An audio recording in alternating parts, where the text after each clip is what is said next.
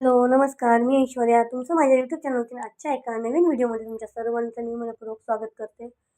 तर माझ्या घराची मी ऑलरेडी साफसफाई केलेली होती. पण तो व्हिडिओ मला साफसफाईचं काही शूट करता आलं नाही. पण मी टाईल्स वगैरे सर्व क्लीन केलेलं आहे. पूर्ण घर मी पूर्ण वरून माझ्या किचनच्या ज्या टाईल्स वगैरे आहेत त्या सर्व घासून घेतलेल्या आहेत. खिडक्या वगैरे ज्या आहेत, आपले जे विंडो वगैरे आहेत ते सर्व मी पुसून घेतलेलं आहे. ॲक्वागार्ड वगैरे जे घरात बसवलेलं आहे ते सर्व पूर्ण धुवून वगैरे व्यवस्थित घासून पुसून मी व्यवस्थित लावलेलं आहे. सर्व टाईल्स घासून घेतलेले आहेत.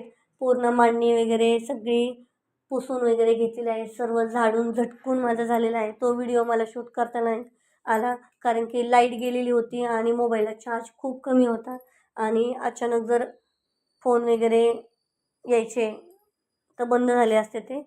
त्याच्यामुळे मग मी व्हिडिओ शूट तो केला नाही. आणि गुरुवार असल्यामुळे लाईट पण खूप उशीर येणार होती आणि इन्व्हर्टरचा काहीतरी प्रॉब्लेम झाल्यामुळे इन्व्हर्टर पण काढून ठेवलेलं आहे. तर त्याच्यामुळे मग राहिलं ते काम. तर त्याच्यानंतर तुम्ही बघत असाल मी इथं मांडणीची भांडी जी सगळी होती ती काढून घेतलेली आहेत. घासून वगैरे झालेली आहेत माझी भांडी. आणि मांडणीवर मी असे पेपर वगैरे लावून घेतलेले आहेत, जेणेकरून जर कधी चुकून आपल्याकडनं कधी आपण ओली भांडी पण ठेवतो चुकून तर त्याच्यातलं पाणी खाली पडू नये एकमेकांच्या भांड्यांवर, म्हणून ते कागद आपण अंथरलेले असतात.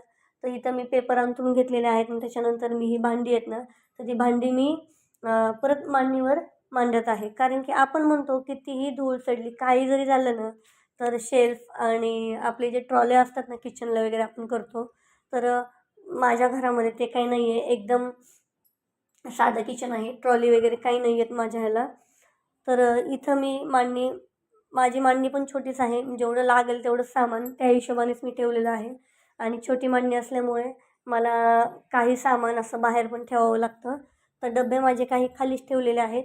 तर तुम्ही इथं बघू शकता की मी आता भांडी वगैरे मांडत आहे.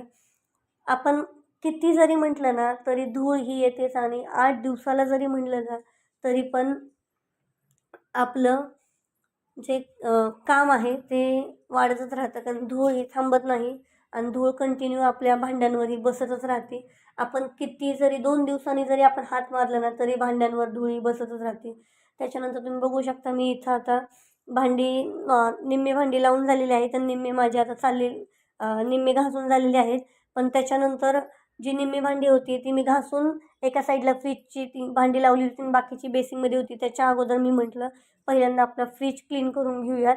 त्याच्यानंतरच मग फ्रीजमधली जी भांडी आपण फ्रीजचे जे ऑर्गनायझर असतात लावलेले स्टँड वगैरे, तर ते आपण घासून वगैरे ते पण ठेवले होते. फक्त फ्रीज पुसायचा राहिला होता, तर फ्रीज पुसून घेतला आणि ते पण मी लावून वगैरे घेतलेलं आहे.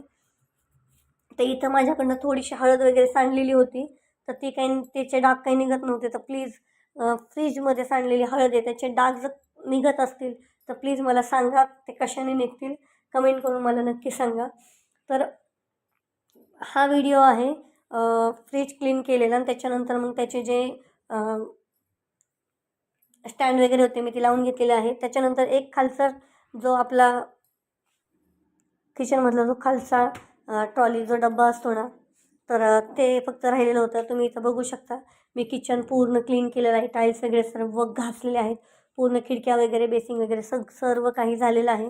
त्याच्यानंतर मग थोडीशी खिचडी वगैरे खायला घेतली सगळं साफसफाई झाल्यानंतर, कारण गुरुवार होता आणि हे कामं करणं खूप गरजेचं होतं.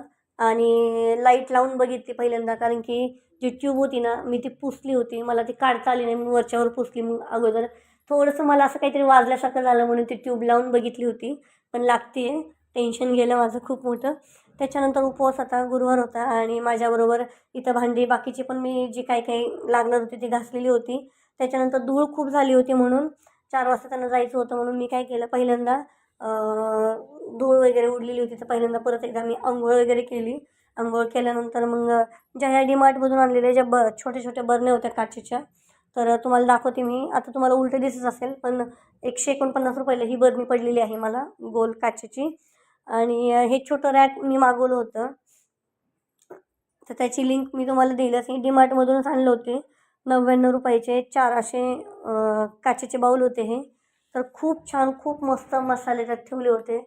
खूप म्हणजे खूप छान वाटत होतं. म्हणजे एवढ्या सुंदर काचेच्या बरण्या आणि खूप म्हणजे आपल्या प्राईजमध्ये आपल्याला सुटेबल होईल त्या प्राईजमध्ये आपल्याला ते बरण्या मला ते मिळालेले आहेत काचेच्या. 4 पीस मिळालेले आहेत 99 रुपयामध्ये डीमार्टमध्ये. खूप छान आणि त्याची क्वालिटी पण एकदम छान आहे, मस्त आहे. आणि त्याच्या अगोदर जी बरणी मी दाखवली काचेची आणि स्टीलमध्ये आहे ती ती 149 रुपयाला एक बरणी मिळालेली आहे. ती पण खूप छान होती, खूप मस्त होती ती पण.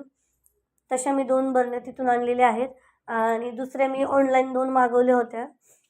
तर त्या पण मी तुमच्याशी नक्की शेअर करेन.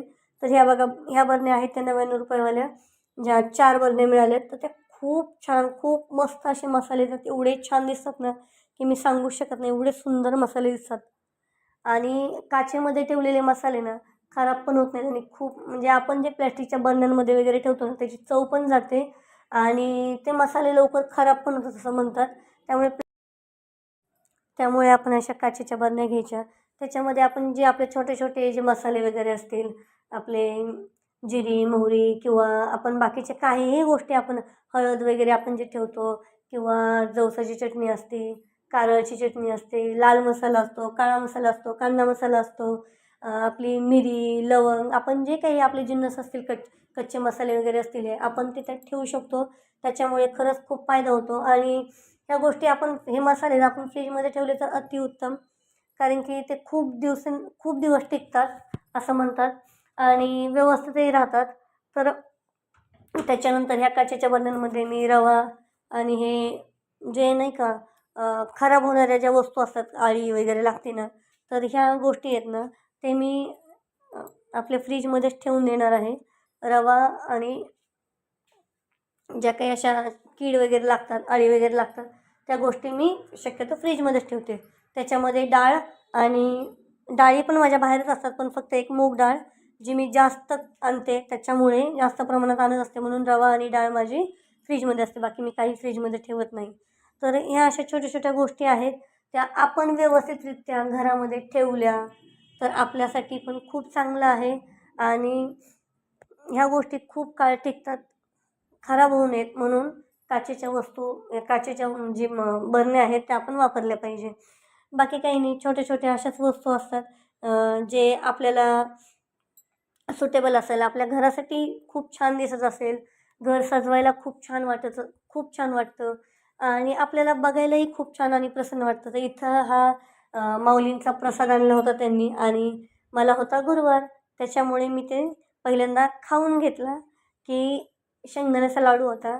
आपले जे ज्ञानेश्वर माऊली महाराज आहेत आळंदीचे, तर मी पहिल्यांदा तिथे तो प्रसाद खाऊन घेतला. त्याच्यानंतर तुम्ही बघू शकता मी फ्रीजमध्ये लावून बघितला, पण मला ते काही एवढं व्यवस्थित वाटलं नाही. म्हणून मी परत हे छोटी माझी जी मांडणी आहे, त्या मांडणीवर ठेवलेलं आहे आणि मी प्रयत्न करणार आहे की माझ्या घरामध्ये मी सगळ्या ज्या बरण्या आहेत त्या काचेच्याच मी आणेल आणि नंतर मग जेव्हा आमचं काही किचन वगैरे व्यवस्थित होईल, माझं स्वतःचं घर होईल, त्यावेळेस मी नक्कीच ते ऑर्गनाईज करण्याचा प्रयत्न करेन. इथं तुम्ही बघू शकता छोट्या मांडणीवर असं ठेवलेलं आहे. व्हिडिओ आवडला तर नक्कीच माझ्या चॅनलला सबस्क्राईब करा, लाईक करा, पुढे शेअर करा, कमेंट करून मला नक्की सांगा. धन्यवाद.